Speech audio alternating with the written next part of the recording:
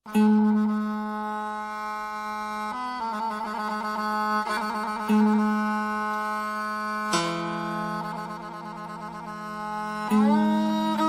Tarawangsa merupakan salah satu kesenian tradisional masyarakat Rancakalong, Sumedang yang sering digunakan untuk upacara ritual ngalaksa.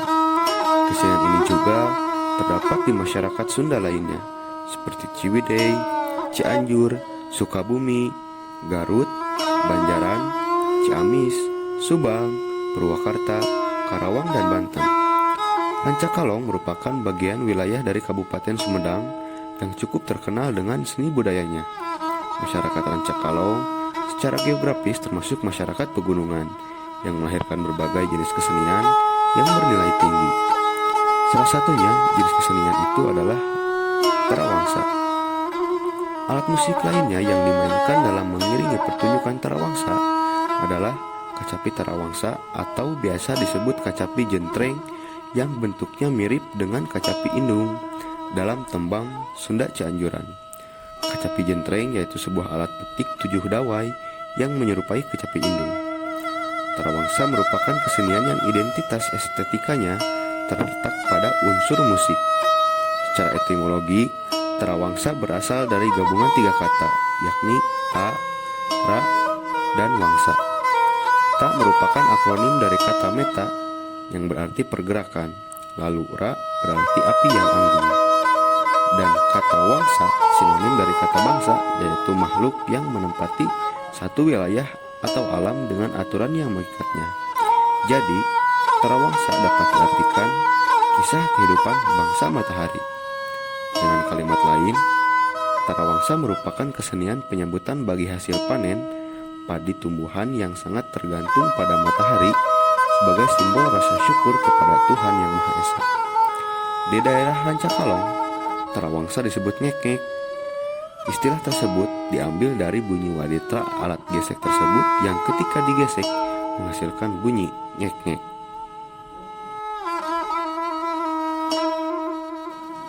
Dikutip dari kesenian jentreng Tarawangsa, pada abad ke-8, rakyat Rancakalong bermata pencaharian bercocok tanam di ladang huma mendapat musibah, yaitu panen padinya tidak berhasil, sehingga terjadilah malapetaka kelaparan.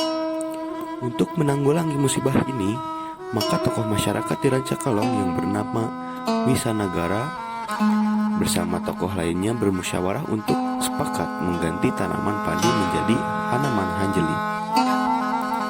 Namun, sayang tanaman ini pun nampaknya kurang berhasil atau tidak menutupi kebutuhan. Konon pada suatu hari ada seorang anak kecil yang merasa kelaparan memasuki lubung hanjeli.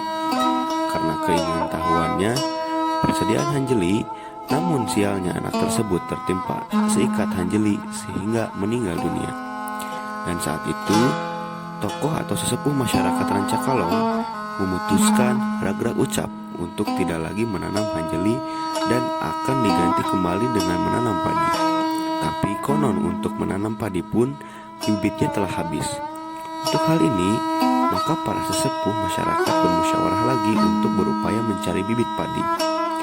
Dan atas kesepakatan dari musyawarah dua orang seniman, yang satu diantaranya anak seorang tokoh yaitu Jati Kusuma, yang menurut rakyat disebut Winaraga, bersama seorang temannya bernama Raguna, yang diutus untuk mencari padi ke negara Mataram yang tersohor kemakmurannya.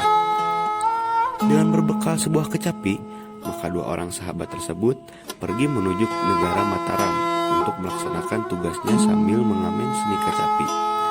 Sampailah mereka ke tepi batas kerajaan Mataram, yang memang saat itu di kerajaan Mataram sedang ketat menjaga keamanan karena masuknya agama Islam. Tapi dengan kecerdikannya yang beralatkan sebuah kecapi, bahasa sahabat tersebut dapat masuk wilayah kerajaan Mataram tersebut. Namun setelah masuk pun mereka merasa kebingungan untuk mencari bibit padi tersebut. Untunglah pada saat itu mereka bertemu dengan seorang yang mempunyai pengaruh di masyarakatnya, dan ia pun mengerti kedatangan dua orang tersebut. Supaya tidak mengundang kecurigaan pemerintah Mataram, bibit padi itu oleh mereka dimasukkan ke dalam kecapi. Perjalanan bab yang disebut Tarawangsa, yang mana tujuannya adalah satu, agar ringan membawa bibit padi karena bibit padi dibagi dua, membawanya dimasukkan ke rebab atau Tarawangsa tersebut. Untuk dipadukan suaranya dengan kecapi hingga enak didengar sesampainya di Rancakalong, mereka disambut dengan penuh kegembiraan karena berhasil membawa bibit padi. Untuk mewujudkan rasa kegembiraan tersebut dan rasa syukur tersebut, maka rakyat Rancakalong menabuh kecapi dan Tarawangsa tersebut. Maka dari saat itulah menjelma kesenian jentreng Tarawangsa. Zaman dahulu, kesenian Tarawangsa berfungsi sebagai satu, rasa syukur terhadap Tuhan Yang Maha Esa atas semua limpahan hasil bumi yang telah masyarakat dapatkan. Dua, penghormatan serta rasa terima kasih terhadap Dewi Padi atau Dewi Sri dan agar Dewi Sri betah untuk tetap tinggal di desa tersebut. Tiga, ungkapan terima kasih serta penghormatan atas semua jasa-jasa para leluhur yang telah berjasa membawa benih padi dari Mataram. Empat, sebagai rasa sukacita atas hasil panen yang mereka dapatkan. Zaman sekarang, fungsi kesenian Tarawangsa bertambah sebagai satu, event kepariwisataan daerah Rancakalong. Dua, panonjolan status sosial. Tiga, penyambutan tamu terhormat. Empat, mata pencaharian. Lima, hiburan dalam acara hajatan, pernikahan atau khitanan.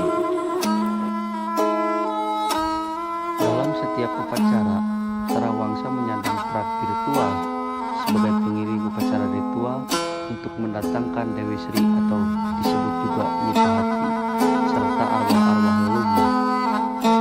Begitu banyak sesaji yang dipersembahkan untuk Dewi Sri atau Nyi Pahati di daerah Rancakalong apabila hendak dimainkan.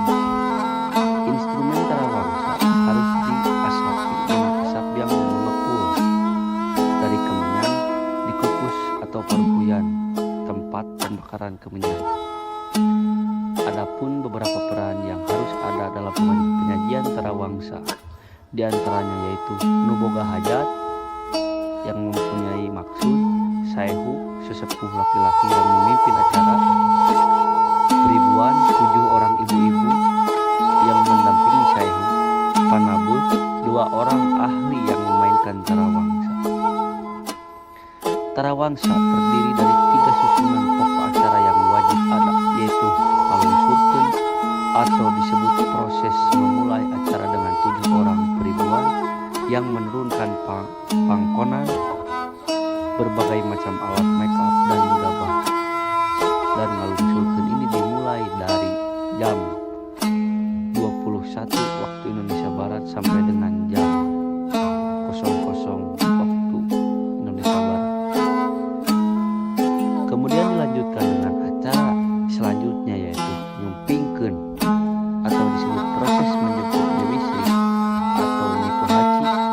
Di sini 7 orang peribuan membentuk formasi lingkaran dengan di dalam lingkaran tersebut ada 1 orang ibu-ibu, biasanya yang mempunyai maksud, dan dimulai dari jam 2.30 sampai dengan jam 3.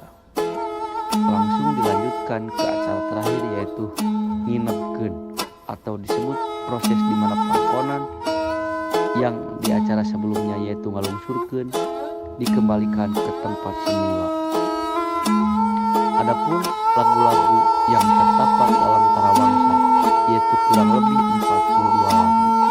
Di antaranya adalah saur, pangapung, limbangan, pamapag, jemplang, ayun ambi, panimbang, engket-engket, mataraman, jemplang, panimbang, degung, karatonan, guar bumi, pagelaran, dan lain-lain.